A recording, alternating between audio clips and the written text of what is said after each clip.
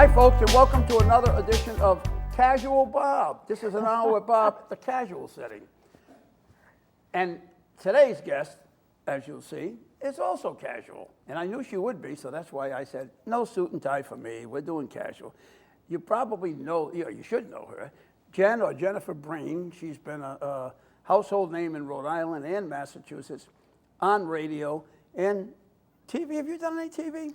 No, I tried to get into TV, and my interview was so bad. Bob, let me just say, first of all, thank you for having me. Again? It's been a long time. No, the first time I was going to get an opportunity in TV, they called me. It was Fox in Boston, and they wanted me to come in and do an interview. They had this new show going on, and I dressed nice that day. I didn't exactly look like this, and I had heels on, but I was a little late. I got stuck in traffic. Short story long, because, you know, that's what I do. I ran across the grass in my high heels. No way. You fell? Oh, no. Somebody had let their dog poop on the grass. That's even worse. I didn't know, and I stepped in it. And so I went into the building. Oh, my I God. tracked it in the building. I tracked it in the studio. Oh, my God. And I'm sitting there like this, and I started thinking now, and I'm sweating. I'm so nervous because, you know, TV is different from radio.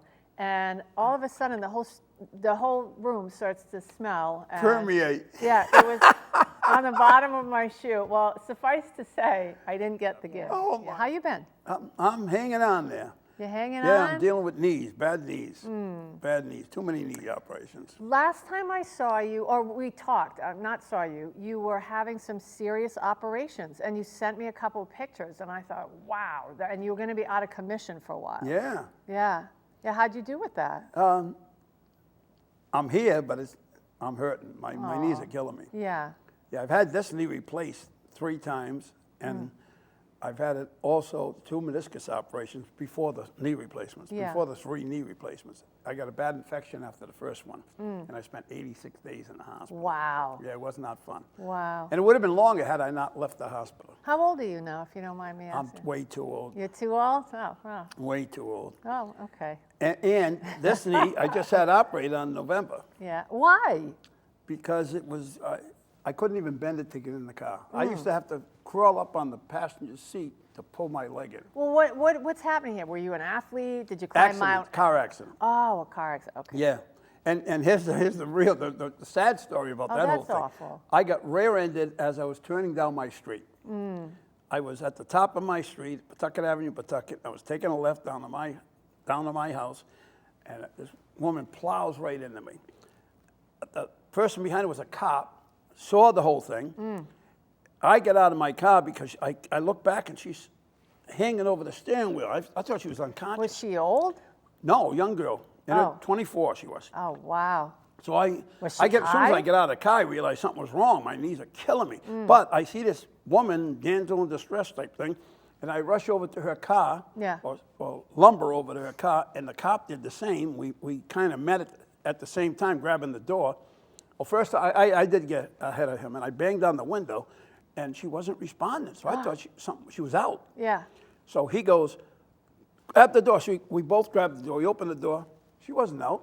She was still texting. I was right about to say, was she texting? Was she high? Was she? She was texting. Wow. And she even turned to me and she says, "Oh, I'm so sorry. I wasn't paying attention." Wow. So the cop proceeded to write her up. Yeah. Now, this is a case that any lawyer, first-year law student could have won.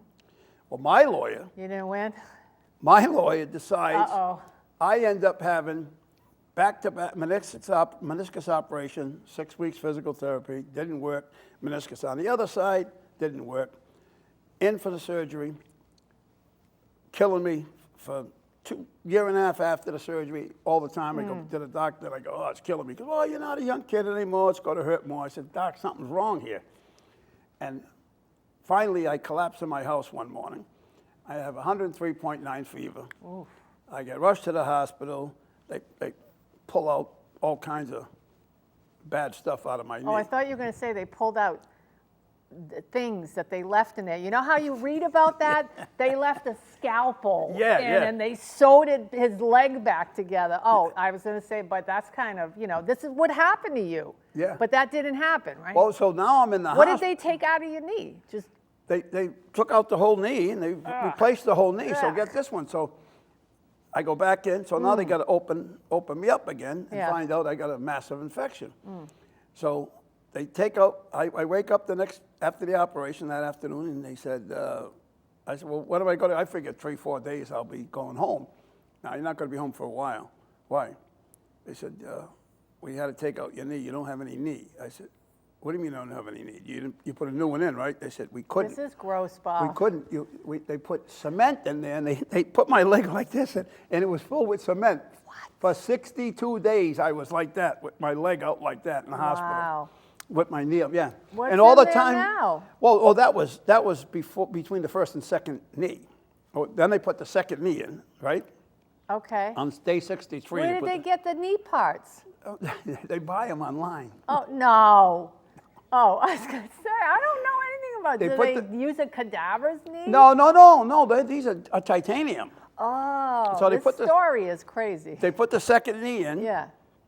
And all the time I'm sending the bills to my doctor because I'm getting nailed with all these copays. I thought that you could buy a knee online. See, that's how dumb I am. I actually believe this clown. So I'm sending the bills to my lawyer. I keep sending my bills to the lawyer, and he's saying he's corresponding back and forth. Oh, I'm working on it. It's an easy one, all this stuff. So all of a sudden, he's not responding to me. So I call his office. He ghosted the you. The phone's dead. No. Yeah. I email him, no response. What's going on? So I call other people, and I find out he left the country. I was right about to say, he went to like Puerto Vallarta. He went to Finland. Finland? He fell in love. He met a girl in Finland. And ironically, he met her with me when I was in Finland a couple of years earlier doing a Bob's Big Adventure on the biggest cruise ship in the world. Did you ever write a book? I'm in the process. I started writing a book. I hired a ghostwriter. Yeah. I paid him $4,500 out of California. Yeah. They started writing the book. They sent me 2 chapters, and I couldn't believe it. It was so far off, it was not me at all. Oh. And fortunately, I actually got all my money back, too. Oh, good. I got all my money back. Okay. So I stopped. It's pending, I should say. Why don't you write it? I know. You need to write it. You just start writing. It's like a diary. Just sit at your computer with a good cup of coffee. But I'm not whatever good else. at the computer. You can type. No, that's my problem. I'm not can't good at type? typing. I'm not good at typing. Oh, well, anyway. Well, that's a crazy story, and I'm sorry that you went through it, and I hope your knees, get better. So soon. it ended up, Oh, yeah, what happened there? I got nothing. You got nothing? I got nothing. Not only did I not get what most people get a lot of money for having all this knee problem. Why don't you get another lawyer? Well, what Why don't happened you call was the heavy hitter, the guy that's on the he billboard? never Call no 1-800. no. I went to the Rhode Island Bar Association because I found out I couldn't get another lawyer. And I said, what do you mean? They said, because he never filed the initial claim. If he filed the claim, it would be I could get any lawyer in the country. Right. But because he didn't file the claim within 3 years, Yeah. after the statute of limitations ran out 3 years, I'm done. I get no shot. Wow, Bob. So I get nothing. Not only did I not get any money for all the time I was out of work or anything like that, I didn't even get paid back for my copays. My copays were over $12,000. My copays. Wow, that's a terrible tale. Isn't it? Yeah, that's a really poopy tale. And then Yeah. they put the second knee in. Yeah. And I was working for the election of Dan McKee, who was now the governor, when he was running for lieutenant governor.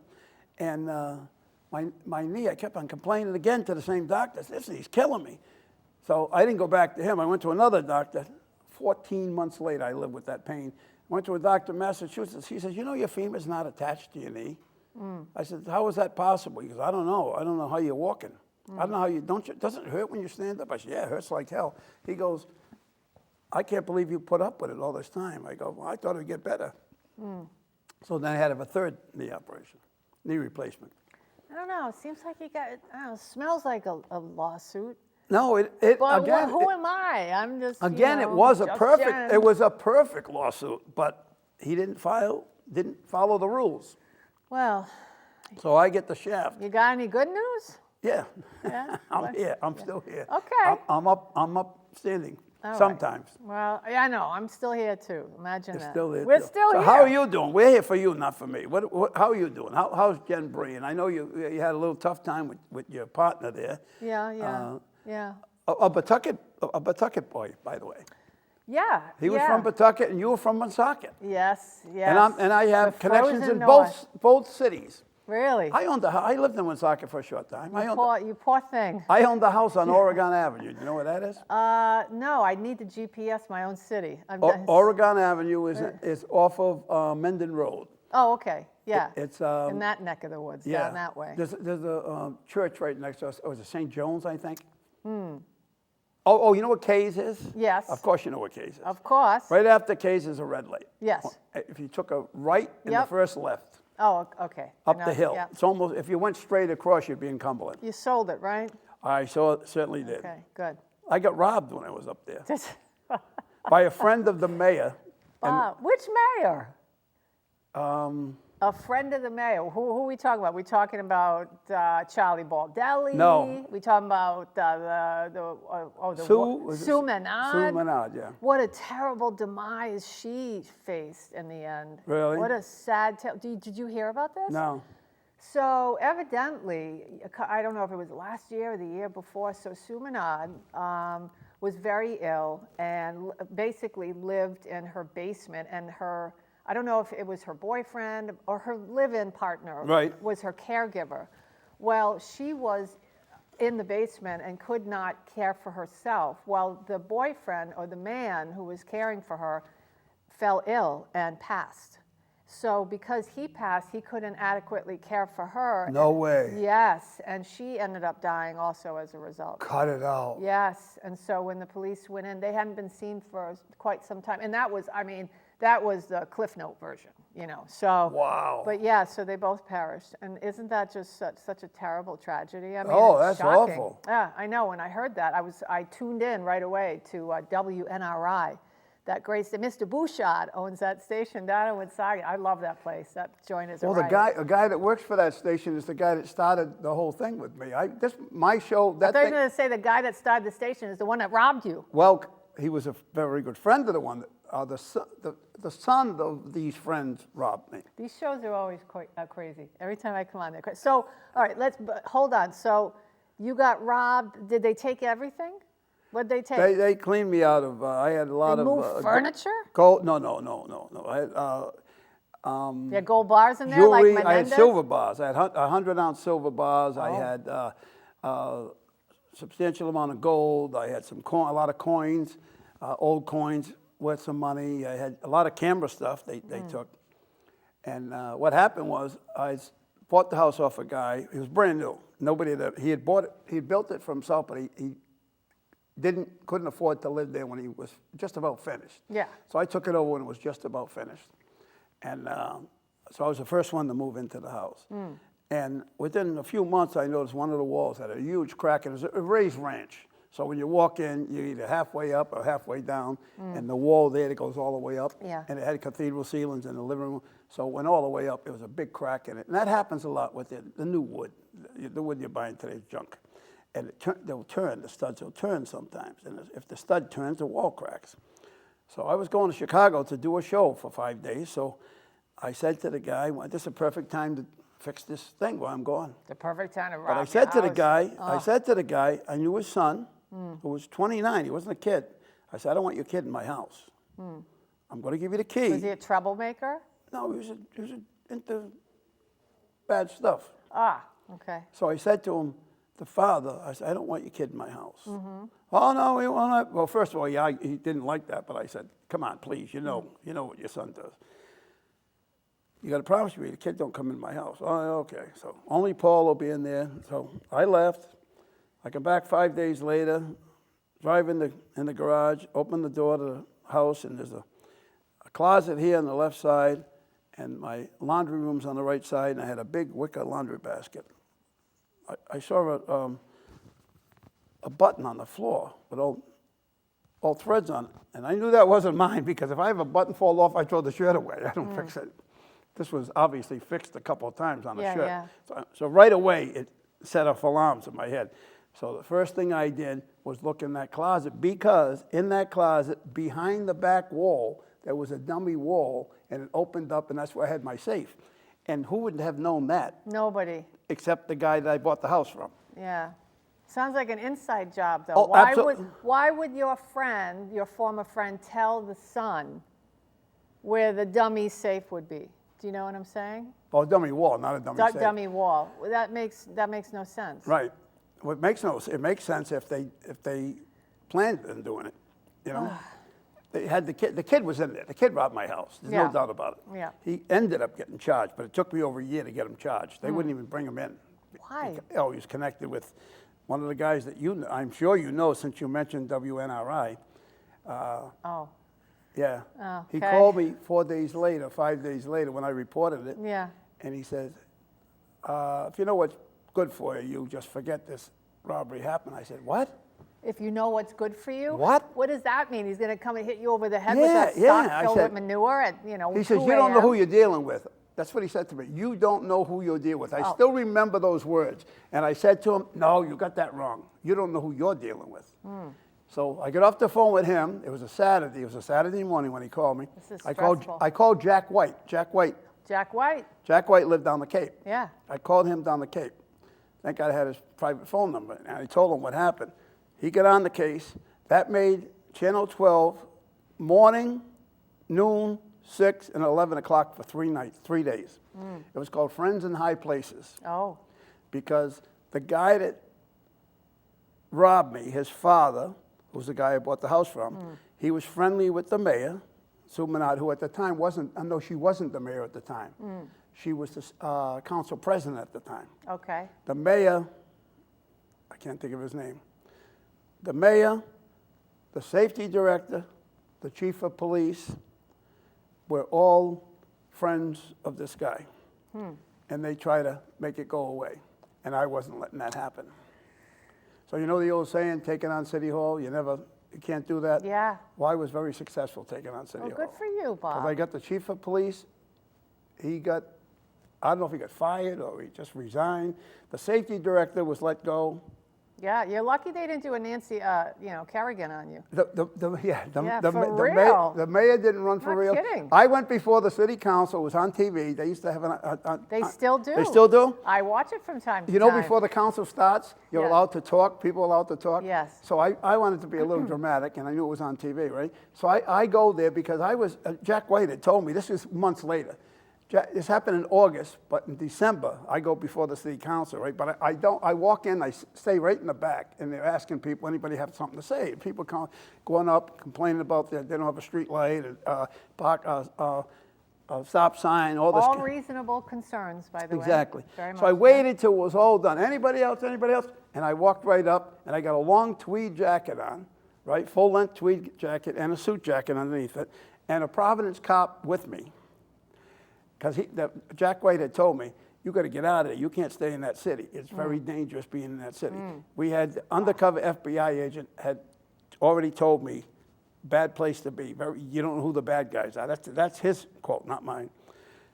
So I came very well equipped. I'm carrying a .44 Magnum sidearm, which I'm licensed to carry.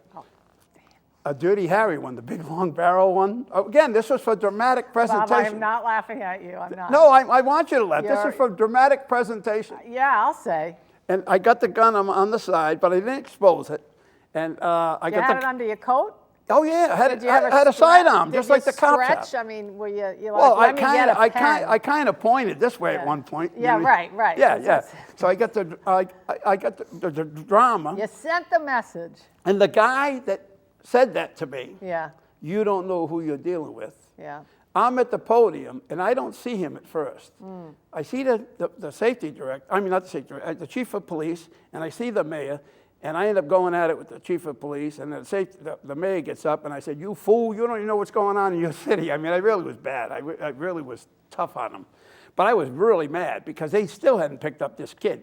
This happened in August, and it was December. They picked up my girlfriend and blamed her because they wanted to know who had keys to the house. I said, the guy that I sold the house from the guy that I bought the house from, and my girlfriend.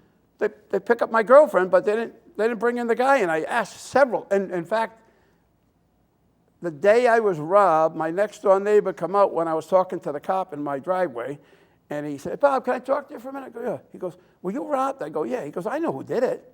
He said, "I see him. He was here every night." He went back, get this one.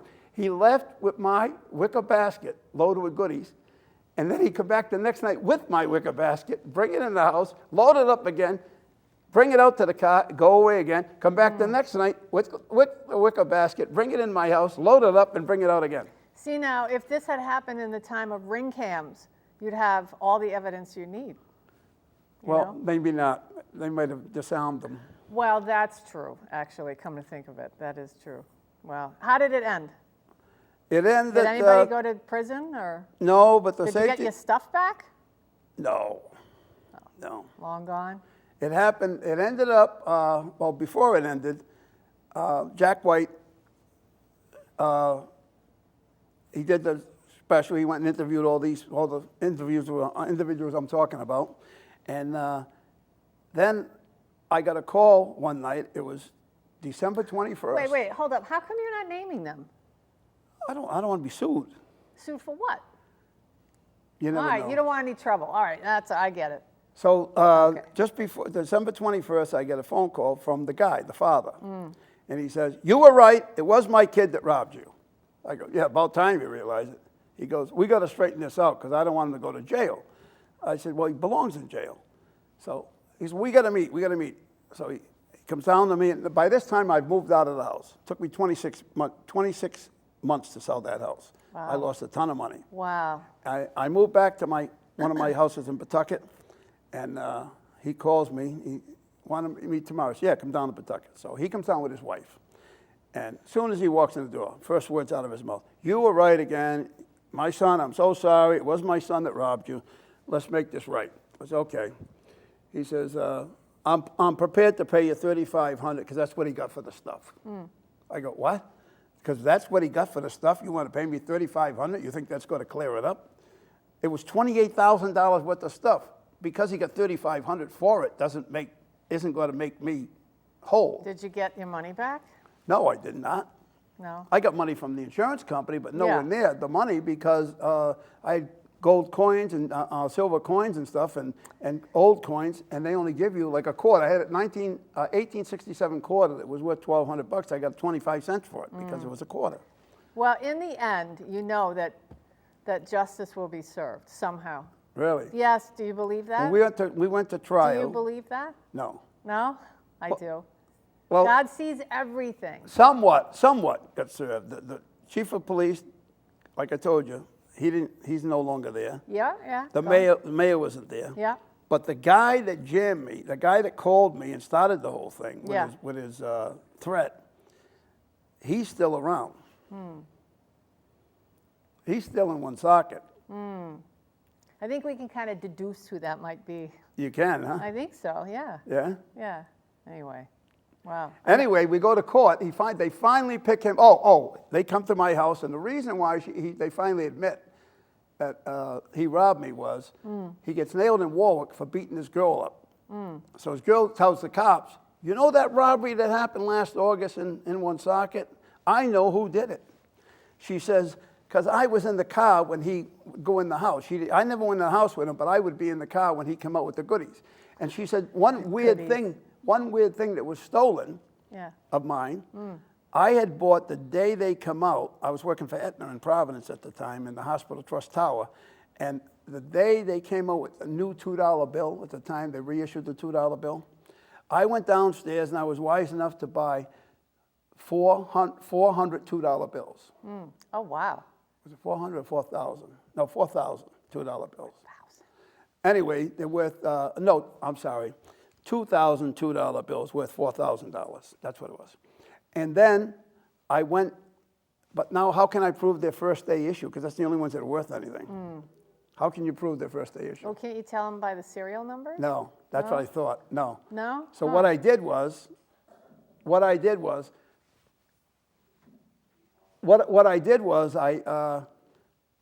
went to the post office And at the time, a postcard was 13 cents.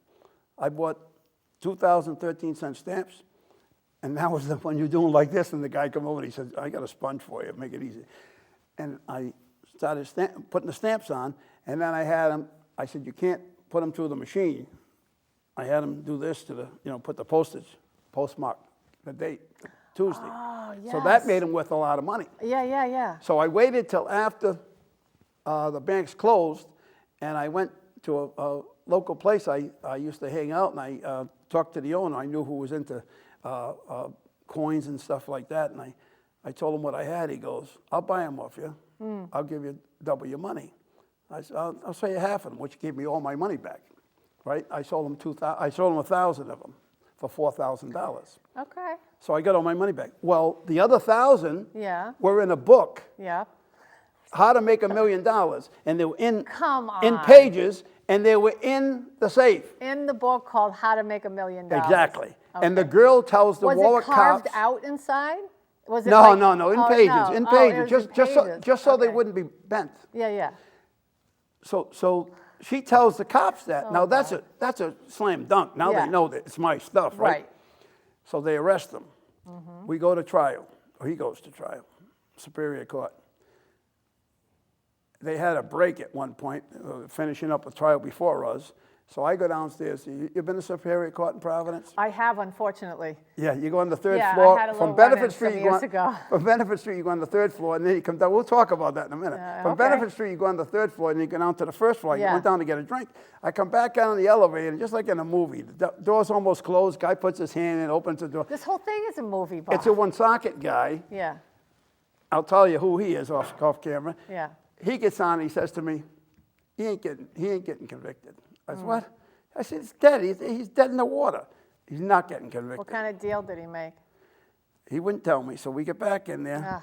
They start the case. It's a new judge, brand new Superior Court judge. He's looking, he goes, wait a minute, what's going on? He calls for a meeting in a sidebar. And then he goes, well, it's obvious the Woonsocket police did everything they could to make this go away, But unfortunately, there's nothing I can do about it. They lost the file. They lost the evidence. They lost the file. They lost the evidence. Wouldn't you know? They lost the file. So two sergeants were outside going at it. Punches were thrown. One guy I thought was a jerk, a real jerk, ended up being the good guy. Yeah. And the other guy, who had a bunch of family members were cops too, 2 or 3 father and brothers, I think, were all family members. This was during the time of the trial for the cop that went to jail there for murder. Oh. What year was In this? Woonsocket. This was The 1990s? 90 maybe? Yeah, I was going to say, I was probably gone. I left in 91. No, this was a big case. This was a big case. Steve, this was a big case. This trial was a big case. Yeah, I don't know. I was in boot camp, and then I was in Oh, yeah, all right. Maryland. Let's get over to you. I don't care. It doesn't, what? Yeah. So you were in the National Guard? No, I was in the Army. I was were- in the K-9 unit. I was an MP with the K-9 unit. Really? Yeah, I was in almost 6 years, just about 6 years. Yeah. Wow. What kind of dog? Yeah. Shepherd? I had a couple. I had a Shepherd and a Belgian Malinois. Oh, my and- nephew's got one of them. Yeah, so smart. And that dog won me so many awards. And I lived in Europe for 3 years, and I had a great time there. Where in Europe? I lived in Misau, so I was on Misau Army Depot, which is really a terrible, it was like the armpit of, all of the assignments you could possibly get. But Now, where is that? Is that Germany? Yeah, that's about, I want to say about 10 minutes from Kaiserslautern. So it was about 45 minutes from Ramstein Air Base. Okay. Yeah, and so it was a great little village. It was the kind of village that you would see in a movie where on Sundays, literally, people closed their shutters, nobody was on the streets, everything was shut down. There was no bakeries open, the cobbler was closed. Really? Yes, the meat market, nothing. You did not see one German individual. It was wild. I would drive my bike. I had a Schwinn 3-speed, an old Oh one. my God. Yeah, and I would just pedal around the neighborhood, and I was flabbergasted. You know, I probably had a few pops up at the bar right by the Pollitt side. The Pollitt side, there was their station, and right next door there was this little, little place. So I probably had a few beers and would just drive around town, and it was crazy. There was nobody there, Bob. So Really? yeah, I had a good time in the service. I mean, I had some bad times in the service, but it's too bad that I wanted to go green to gold, and I wanted to get my education there, but I was too old. What'd you say, green gold? Green to gold. So I was enlisted, and I wanted to become, an 20-year? An officer. Oh. And so they called that green to gold. Okay, And yeah. so the program, I would have got my education, and I wanted to go to law school and all that, but I was too old. I was 29. And they said, nope, you missed it by, like a month. You're just too old. No way. Yeah. So I said, you know what? I'm going home, and I went to URI. And then that's how I met Steve Cass, actually. I was taking a class with him. I'd always listened to talk radio. Yep. When people still to this day will send me emails and say, oh, what are you doing? I used to listen to you, blah, blah, blah, blah, blah. I heard you on this, and I'd say in between those years and now, a lot has happened. But originally, I was going to go to law school, and Steve Cass was teaching a class at URI called Politics in the Media. And I had listened to Steve over the years. I listened to Rush and Steve and Coach Coletto and Salty and all these guys. Anyway, I loved Steve. I loved his class. And at the end, he said, come work for me. You should intern. And I said, okay. And that's, how the business is. One thing happens after another. And then 9/11 happened, and Ron was the GM, I think, the PD GM. And he asked Matt Allen and myself, he said, you guys, I want to pair you up. Do you want to do a show? We said, yeah. Wait a minute, you did my show with Matt Allen. We did. We started, my very first show was It's a Saturday show. Mental Floss. How do you like that from memory? Yes, Matt and I did Mental Floss, and Matt's doing great. Saturday in the morning, right? Wasn't Yes, I think it was on 10 to 1 or 11 to 1 or something like this. It was Mental. It was his first show and your first show. Yes, and oh my yeah. God, Maddie and I, we had some rows on that thing, but we had fun, and I'm so happy that Matt has, he's still in the industry. He's got a huge following. He put a great life for himself together. I think it's awesome. He's just hardcore Rhode Islander. Me, I can't wait to get out of here. Really? Oh yeah. Where do you want to go? I want to go to New Hampshire. I want to Wow. live in the mountains. I want to have a little peaceful nook, and I just want to be in nature and just watch all of the food chain. I should have talked to you a couple of years ago. I had a shot to buy. I'm so stupid I didn't buy it. I was so mad at myself. To this day, I'm mad at myself. A guy approached me who's Rhode Islander, didn't know him. He knew me from the show, and we got to talking. His wife got very sick. They owned a motel up in on Route 3 in New Hampshire. Conway? Right near Conway. No, yeah. Along past the Kangamangas? Are we talking about like up in that? Oh, it was a run. Yeah. That was the problem. It was a 3.5-hour ride. It was ridiculous. Oh, I love it up there. Oh, God. But So what if I had wonderful. a problem? I got to go up there every time? I couldn't handle that. I'd have to have a helicopter or something. Oh, wow.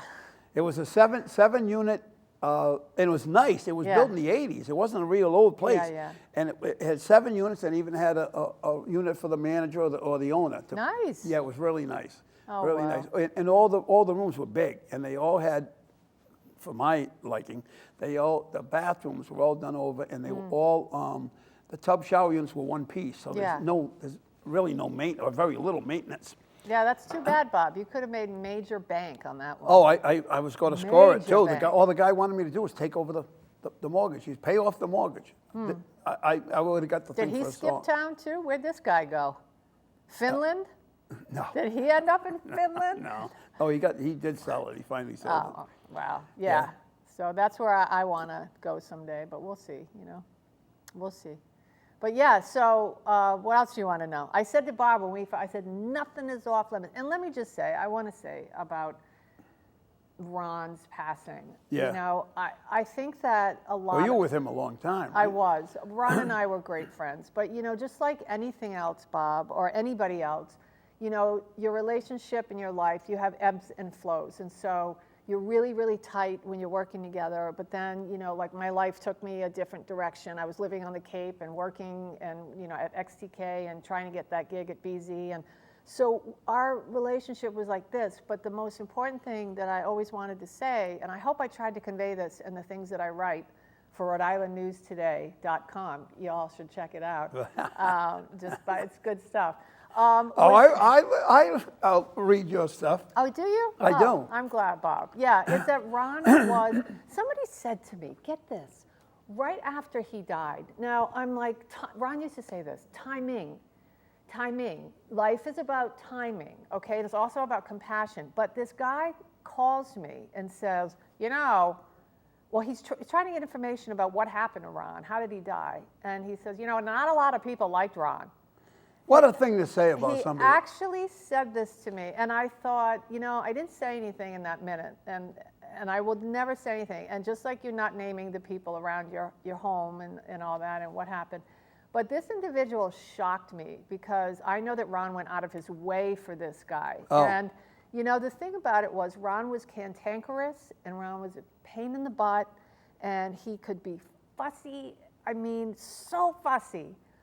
But he was a good friend, and he was a good man. And when I was in my darkest times, and when I struggled with my alcoholism, and I went to rehab after detox after rehab after detox for that, and finally I got the right help that I needed, but he never turned away from being my friend. And Wow. I think that really defines that legacy. That's a friendship. That's a legacy, and people don't know that. He was loyal. He took his last breath.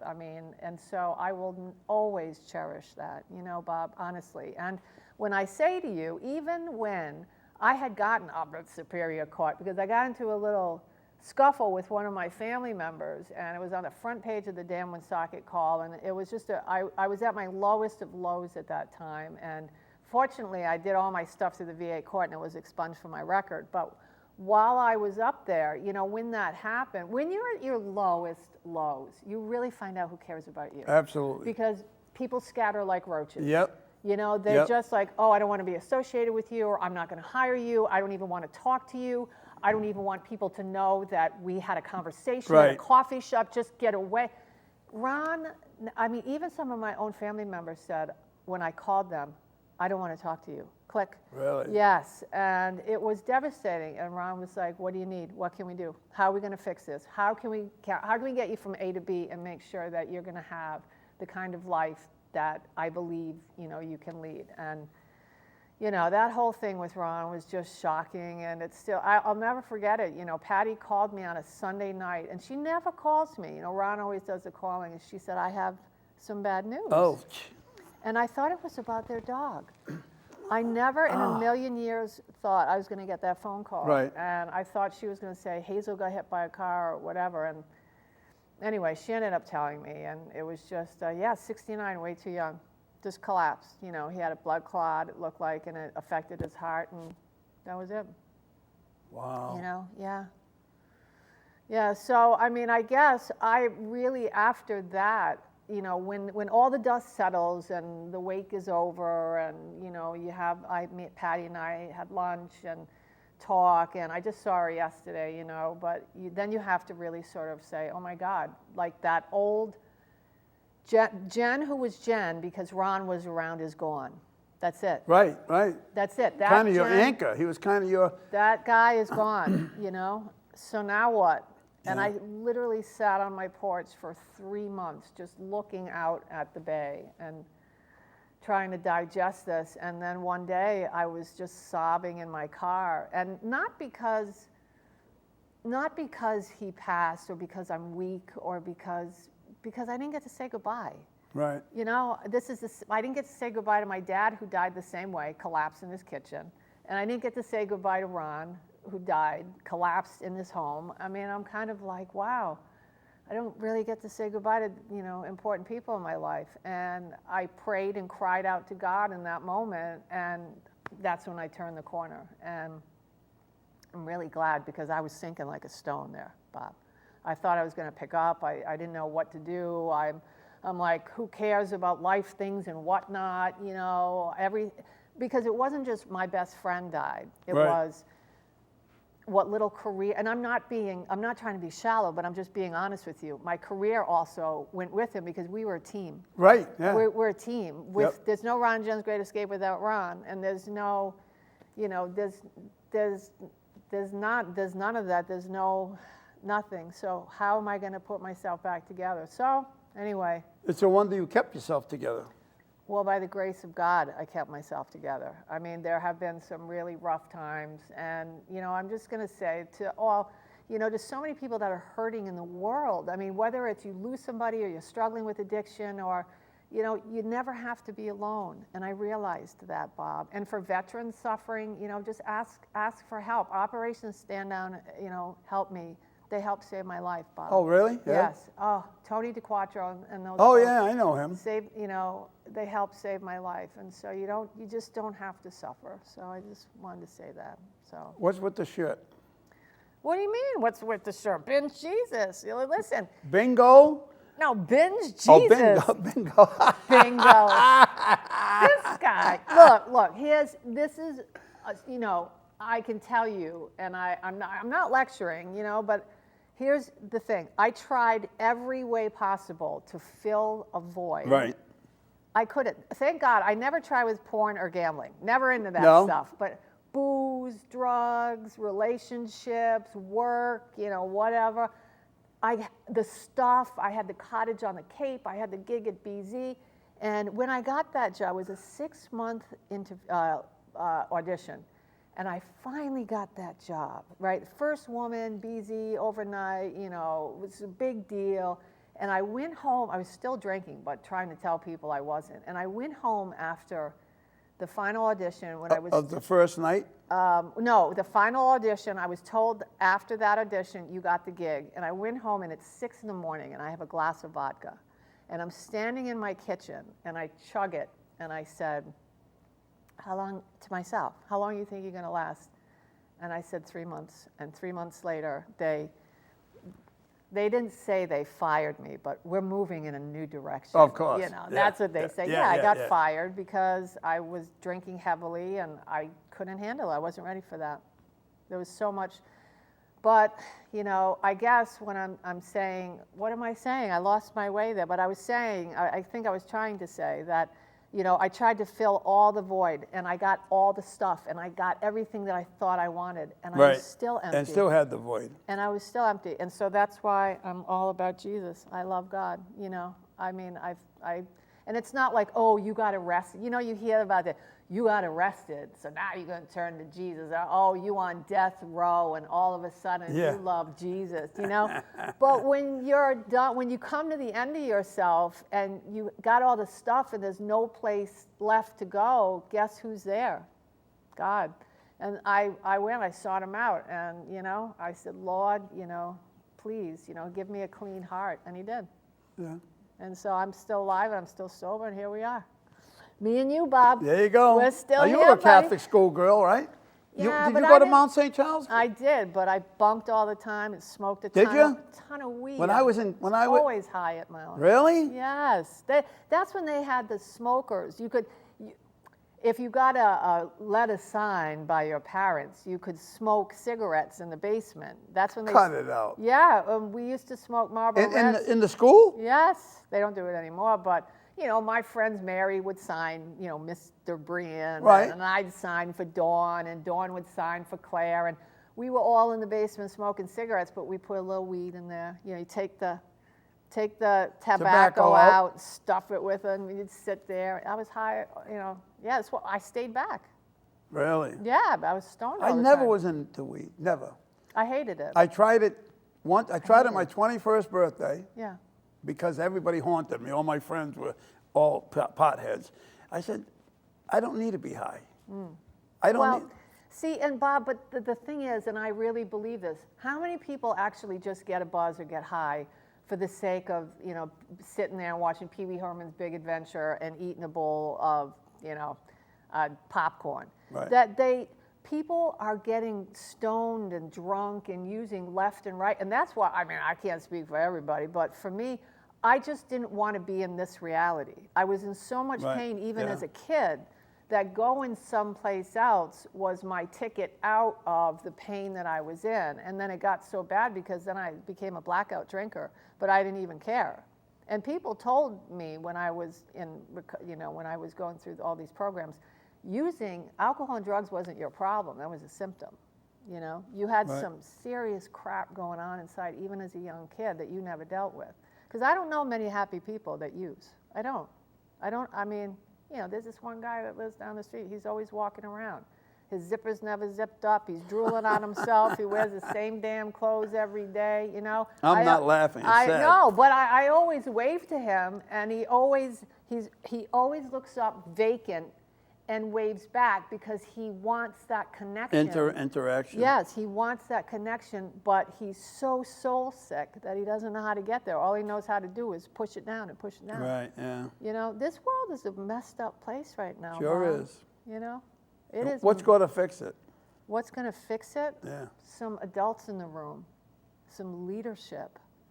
I mean, all of these crazy ideas about, we have a very soft, and for the people that are young in your studio, please don't get offended. I know it's 2024, but we have a very soft generation. Oh, absolutely. Oh, my God, generation. ridiculous. I mean, long gone. You hit it on the nose. You can't even joke about, the stuff that Eddie Murphy talked about in his show Bra. I don't know if people remember that. I'm dating myself, Yep. but even Seinfeld, Seinfeld is coming back to Netflix. They made a big deal about it the other day, but there's a lot of jokes that are really, that are kind of like, wow. If people are making such a big deal about Friends, not being inclusive, can you imagine how this generation, if they actually sat down out of context and just put a bunch of kids in a room and watch Blazing Saddles, they're going to be weeping and gnashing their teeth. Oh, especially when they hit the horse. In the punch fetal the horse. position before that film Yep. is over. And it's like,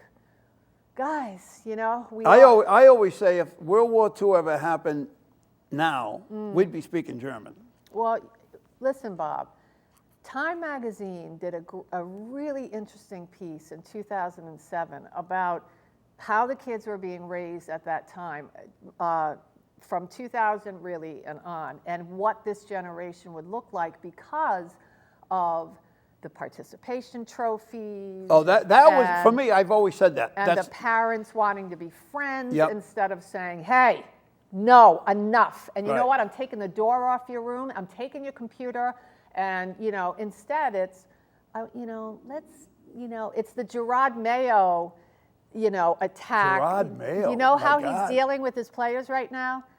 I want to be a friend. I get you. Right, You yeah, know, yeah. I feel where you're at. So if you would just stand in this position and kind of understand that when you step off and you got to come around, what the hell? I can't wait to see this preseason game. But so many people are just self-absorbed, soft now. And what I mean is, you just keep moving. If somebody pisses you off or offends you, what happened to just whatever, bleep you, or, I ain't got time for you, but now it's, now I got to take you on. Now I got to tell you how to be. Now I got to judge you and gaslight you and blame shift. And by the way, I'm always a victim. I'm going to be the victim, and Right. you're going to be the problem.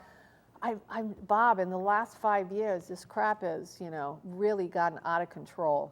Really out of control. And we need people. I don't know if Trump is the answer.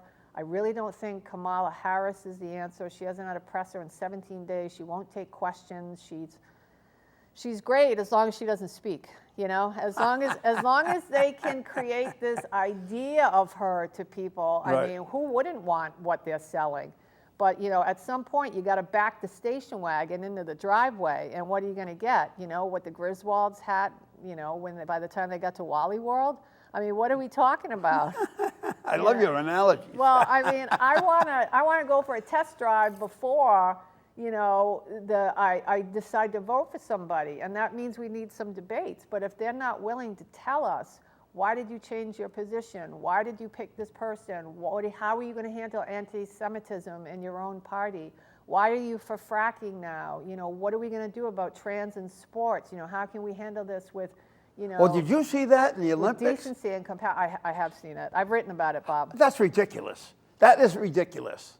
Bob, you know what okay, that whole thing, I'm just going to tell you, it's not necessarily about the boxers per se. If the boxers are allowed to box, then they're going to box. Right. It's about the IOC, the WBO, the International Boxing Federation. It's about the corruption in the Olympics. It's about not just these games, but you know, the whole committees and who gets what and how they decide things and the testing process. There's a lot going on behind the boxers. But you know, if they're going to let boxers who fail gender tests and testosterone tests, you know, box, okay, what are we going to do? They took medals off of people for taking steroids, but now they're giving them steroids. Bob, do you know what I do now? I write. I know you do. Right, but what else I do is I go to things like this, or I go to Walmart, and then I go to my peaceful place at home. I go home. I go home because this world is crazy. I spend a lot of time with God. I speak with fine people like yourself. But, you know. Well, no, I don't know if that's a good judgment. What are we going to do, Bob? You know, we vote, but we also have to stay educated, and we have to be open-minded but clear about this, and we have to be honest with one another. If we can't be honest with one another, I mean, that we are doomed. You know, why are they putting tampons in 4th grade boys' bathrooms? Why are we doing this? What? Why are drag queens? You know, listen, and I'm for the gay community. You know, you know, I lived in P-Town when I was a kid, and I have no problem with the gay community. But why are drags all of a sudden wanting to hang around kids, toddlers, and talk to them about gay sex at age 5? I mean, why should I support that? And if I don't. If I don't, I'm you're a a phobe bigot of some kind. Yeah, you're No, homophobic. I'm reasonable. I want them to watch cartoons and grow up. Right. And then when they're 15, 14 or whatever. Then they can decide. When they start getting shape, then let's talk about what's happening to you and the next step. You know, but why are we letting a 6-year-old say, I want to put on a tutu and give you know, blockers of some. Do you think a 6-year-old can process? No. Things like this? No. But anyway, why are we thinking that they can? You know, I don't know. I don't know, Bob. I don't know what the hell the answer is. You know, I was thinking about starting a podcast, but I was thinking about starting a podcast. We ought to do a podcast together. How's that? So? All right. Hey, listen, I got all the equipment. You do? I do. I got the equipment. I just, you know, I just haven't. I was actually working on it, and then Ron passed, and then I thought, I can't even take a shower. I got to get my crap together before I start thinking. Well, you smelled good today. I did. I showered for you. Oh, you did, huh? I did. I did. Oh, by the way, I mentioned it when she walked in. All the nooks and crannies. Yeah, good. Good. I used my loofah. Oh, well, by the way, speaking of that, have my you seen nooks and crannies. Have you seen the commercial now for deodorant, women's deodorant? Is that which one? the one that says it's for everything? Yeah, for every body part. Yeah. Yeah, I don't get that. I've never had those kind of body smells, but I know that they exist. And listen, when you're trying to keep it's called a shower or a bath. Yeah, but it's not that easy, you know. And if you know, sometimes women have, you know, when you go through menopause, Yeah, I get it. or before menopause, yeah. your body changes, and all of a sudden you're kind of like. Yeah, but these are young girls. The commercials. These are young girls in the commercials. Yeah, but even still, what if they're sexually active? You know, I mean, you got to. We'll take a bath after. Yeah, but that doesn't really help sometimes. Sometimes you need a little extra. Summer's Eve. It's called Summer's Eve. Well, yeah, that could work, but maybe it doesn't. So I don't know. Maybe. So you disguise it, or you cover it up? Yeah, I guess. And you hope that, you know, whoever you're choosing to spend your time with, you know, looks past it. Yeah, no kidding. I don't know. Once you get past the smell, well, never mind. Let's hope the breeze doesn't blow. I don't know. Oh what to my say. God! I see those commercials. I go, oh. Wait a minute. Hold on. I see commercials about if I am forced to deal with erectile dysfunction ads, then you got to deal with no, you're right. women You're right. who use deodorant in all the places. Yeah. Or how about men that, you know, yeah, whatever. We'll just leave that one there. We'll leave that one there. We'll just leave that one there, Bob. Yeah. Hey, you know, what else you got? That's what you can call your podcast. What else you got? What else you got? If somebody has. Oh, what's your beef? Yeah, what's your beef? So I think that I really wish, by the way, I wish that WHJJ, you know what, really, and I'm going to say this, I think the folks over at WPRO do a great job, and they have a terrific lineup. I mean, I don't listen all the time, and I don't listen to everybody, but I sample, you know, when there's stuff going on. But man, I wish HJJ, I wish they had some local talent over there, local, you know, in Providence, that could compete with them and talk about the issues and take calls. And, you know, it's tough. There's one game in town. And I filled in several times It's over there when they had WPRO? no, HJJ. Oh, did you really? Years ago when they had Arlene Violet, Yeah. and I filled in for her a I couple used times. to listen to Arlene. And then they had the guy from, he was from Michigan, white hair. No, Dave Barber. Wasn't Yes. He was at PRO. Dave Barber was over at Well, PRO. then I filled and in then for him they at fired PRO. him. Then I filled in for him at PRO. Yeah, but I thought you must have. I thought it was HJJ. No, And then maybe he was over there too. There was I don't another one that I filled in for over there. Who's the she was on Survivor. Helen Glover. Glover. She was on my show. Did you fill in for her? I think so. But I also filled in, who's the director over there? Who's the general manager over there? At HJJ? Yeah. Rhonda. No, it was a guy. Bill George? Yes. Bill George. Yes, I filled in for him before. But I didn't do their type of stuff. You know, they're doing controversial stuff or whatever. And I just, had fun with people. Well, no, you got to do I love the call-ins. Yeah, I mean, but that's the thing. You got to have, if there was another viewpoint or others, or this is why I love Rhode Island News Today, because Nancy Thomas, who I love, and I just want to say, you got 30 seconds. I got 30 seconds. By the way, I don't think I burped on air, but I might have, like about 2 minutes ago. I don't think. Did I burp no, you that? didn't I hope pick not. that up. No, All right, but now they so- know it. Yeah, wow, whatever. Nancy Thomas over at Rhode Island News Today, such a great lady. She lets me. Nice person. She's Yeah. been on my show. Yes, she lets me be me, and she just has all kinds of people that have all kinds of opinions about all kinds of things. Well, you know what? We got to talk to. Is what's his it name over? again? Yeah, we're done. You spent an hour with Bob. I was only going to have you on for half an hour, and now you got an hour. Was it okay? Obviously, because I was going to X you after a half an hour. You were going to X me? I was going to throw you out after half an hour. Well, I thought about it, but I said, no, I haven't seen you in years. I know. I hope we get to see each other again. I hope so, too. Okay. We All should right. start a podcast. Well, that was a long 30 seconds. You made me rush, and then you fibbed. You got to wrap up now? I got to wrap up. He's telling me, he's giving me this. I think All that right, means guys. wrap up and all that stuff. It's nice to see everybody. Well, Jen? Yes, Jen Brien, thank you for stopping by and spending an hour with Bob. Binge Jesus. And folks, thank you for spending an hour with Bob. Let me know what you think about a podcast. And by the way, I'm looking for interns on this show. If you're interested in being part of an hour with Bob, joining the crew of the award-winning, we won several times. We won the award for the best You did? variety show in Southern New England. Why do you think I showed up here? You won awards. I won awards. It's an award-winning program. There you go. Well, thank you for spending an hour with Bob. Until next time, see ya.